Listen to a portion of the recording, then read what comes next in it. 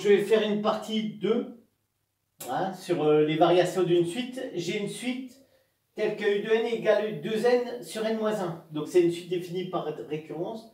Donc déjà, je pourrais dire que U de n égale Fn, c'est-à-dire que je pourrais dire que f de x est égal à 2x divisé par x-1. Ce sera ma deuxième méthode pour étudier le sens de variation de la suite. Hein. La première méthode consistera à utiliser la méthode classique UN plus 1 moins U de n et d'étudier son signe. Donc, on me demande d'étudier le sens de variation de la suite U de n pour n supérieur ou égal à 2. Alors, il faut se poser la question, pourquoi n supérieur ou égal à 2 ? Bah, juste parce que n égale 1, c'est dérangeant. 2 fois 1, 2. Hein, 2, mais divisé par 1 moins 1, 0. 2 divisé par 0, ça pose un léger souci. Donc, ça ne va pas le faire, donc on ne prend pas de risque. Et n supérieur ou égal à 2. Et bien, c'est parti. On calcule un plus 1 moins u de n. Donc, u de n, c'est 2n sur n moins 1. Donc, combien vaut un plus 1? C'est 2 facteurs de n plus 1 hein, divisé par n plus 1 moins 1. Donc, moins u de n, c'est-à-dire moins 2n sur n moins 1. Donc, je simplifie. J'ai 2, je développe, donc ça fait 2n plus 2 divisé par n, moins 2n divisé par n moins 1. Et là, on ne peut pas étudier le signe d'une somme, que ce soit plus ou moins. On est obligé de mettre au même dénominateur. Donc, je vais faire le fameux produit en croix. Ça fois ça moins ça fois ça divisé par ça fois ça. Quelque chose qui va très très bien.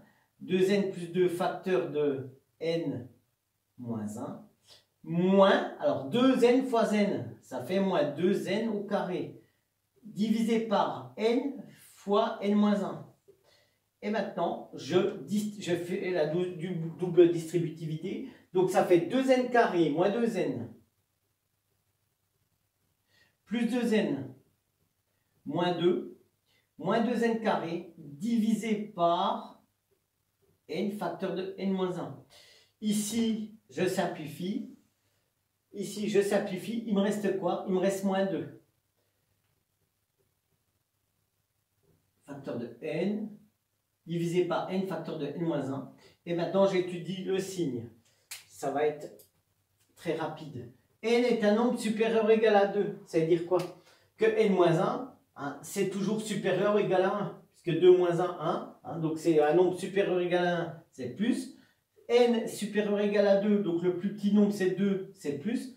Plus fois plus, ça fait strictement positif.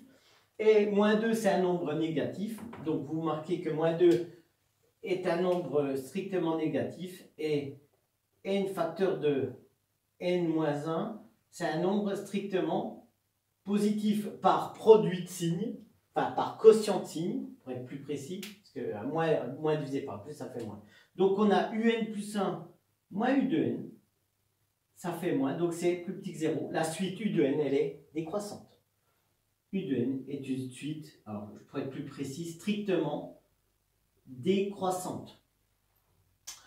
On a un doute, vous prenez votre tableur de votre calculatrice, vous regardez, vous observez les valeurs que vous trouvez et vous allez voir que vos termes vont diminuer, plus votre rang va augmenter.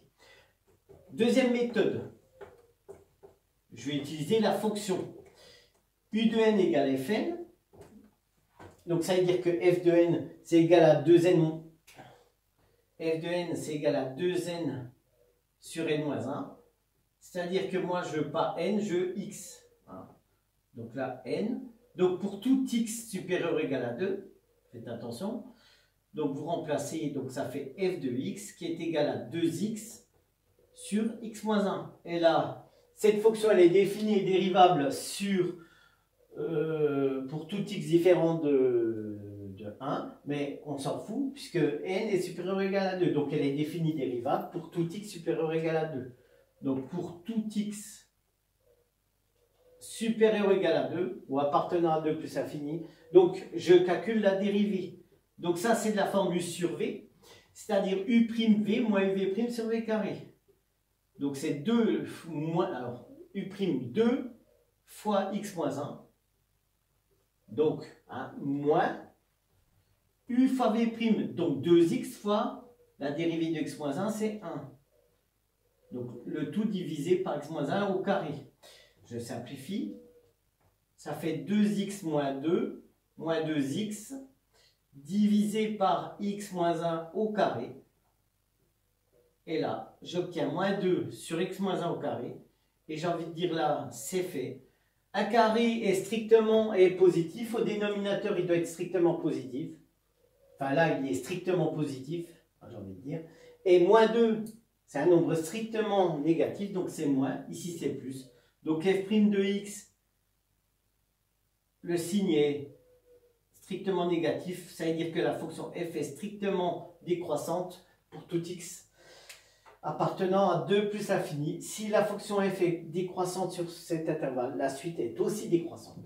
Donc c'est ce qu'on a trouvé dans la partie numéro 1. Voilà les deux méthodes. Un classique. Voilà, merci.